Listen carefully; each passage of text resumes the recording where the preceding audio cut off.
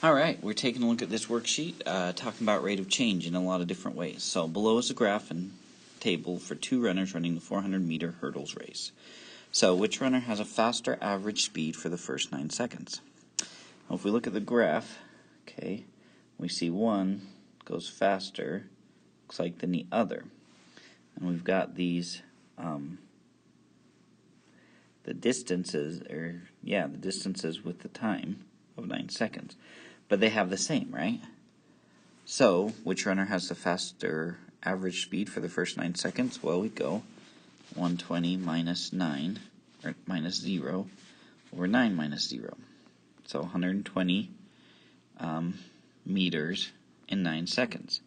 And because they're the same, both of them get it, so they have the same, right? Which would be 120 divided by 9. Would mean 13.3 meters per second. Okay, so they're the same because they get to the same point at the same time. Alright, which runner has a faster average speed from 9 to 2 seconds? Okay, 20 seconds. So now we're looking at this one, and now we can see there's some differences here, right? So looking, I'd probably say runner B, but we can check that mathematically by going for runner B. Do his in red, would be 213 minus 120 over 20 minus 9. Because these are like the y values, this is the x, and remember, average rate of change is basically the change in y over the change in x. Okay, so if I go 213 minus 120, we get 93, so I have 93 over 11. So for runner B, it went 8.45 meters per second. Okay, runner A, I'd go 168 minus 120, which would give me 48. 48 divided by 11 would be definitely slower for runner A, right? 4.36 meters per second.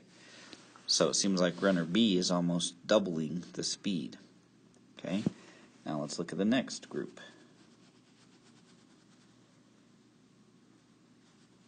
Okay, so let's start with runner A. Now it's 20 to 31 seconds.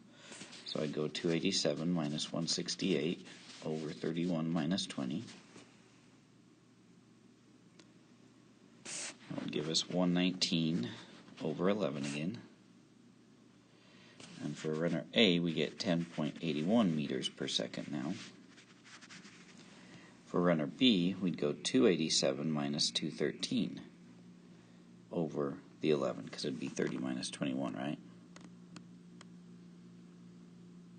We get 74 over 11, which gives us 6.72 meters per second.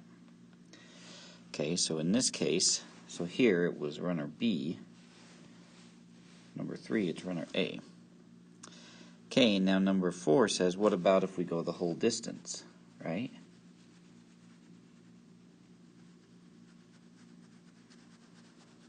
Of 9 to 31 seconds, okay? Noticing that 31 seconds takes us right there. We can see they start at the same time, they end at the same time. Average speed, they're going to have the same again.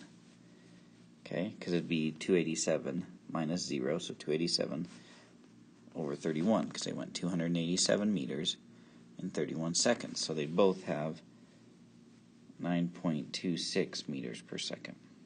Okay, it says which winner wins the race. How do you know? Well, to win it, you had to get all of 400 meters. If we look, we can see on the graph that based on who keeps going faster towards the end is runner A. So it's runner A who wins the race based on that graph. And the fact that he finished at a quicker time than B did. Alright? Okay, now we're going to take a look at some graphs and find the average rate of change. So on a graph, the average rate of change, again, is that change in y over change in x, which is simply the slope. Now for these graphs here, they're definitely not linear, but I go from the one point to the other. And the intervals are just the x values. So -1 would be that point to +1 would be that point. So I go up 1, 2, 3, to the right 2, so rate of change is 3/2. Okay, 0 and 3. 0 right here up to 3. So up 1, 2, 3, 4, 5, 6, 7. To the right 1, 2, 3. Rate of change of 7/3. From 1 to 2, we go down 2, so -2 to the right 1. -2/1, or just -2. Number 9, starting at 0, going to 3. So we go down 1, 2, 3, 4, 5, 6, 7. To the right 3. So -7/3. Number 10, -3 to -1, down 1, 2, 3. So -3 to the right 1, 2. So -3/2. And then from 0 to 1, we've got up 1, 2, 3 to the right 1. So 3/1, or just 3. Okay, and that's how we find, just using that graph, that average rate of change. All right, now let's kind of look at a story problem one. Suppose 25 flower beetles are left undisturbed in a warehouse bin. The beetles' population doubles in size every week. The equation P of x equals 25 times 2 to the x can be used to determine the number of beetles after x weeks. Complete the table. So, knowing an exponential, we start with that 25. So in week 0, we start with 25. Then we're doubling, or timesing by 2, every week. So we'd have 50, then 100, then 200, 400, and finally 800, as we times by 2 each time. Okay. So it says, and calculate the average growth rate between weeks 1 and 3.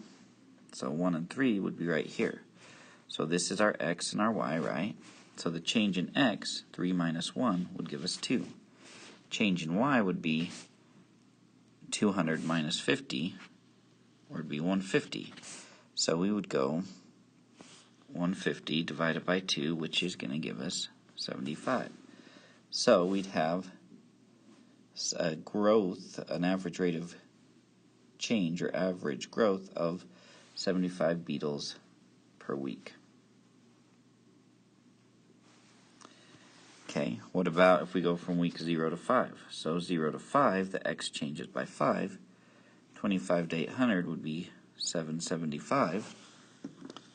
Right? 800 minus 25, so 775 divided by 5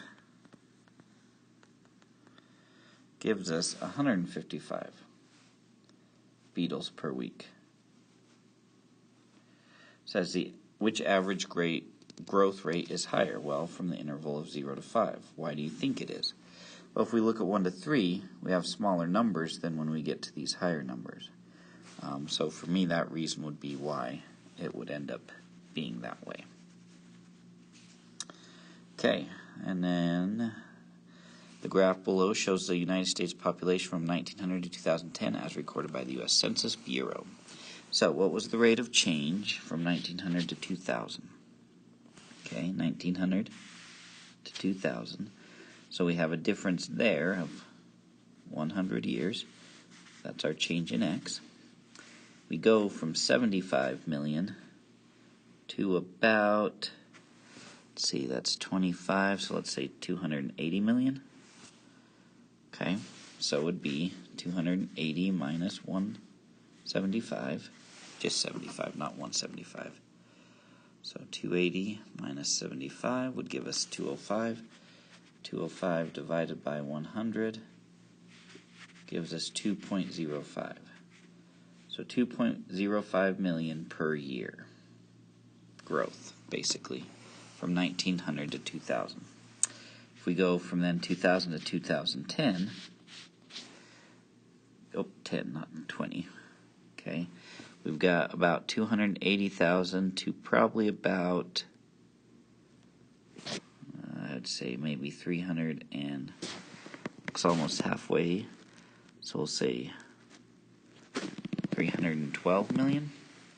So I'd go 312 minus 280 over 2010 minus 2000, right, which would just be 10 years.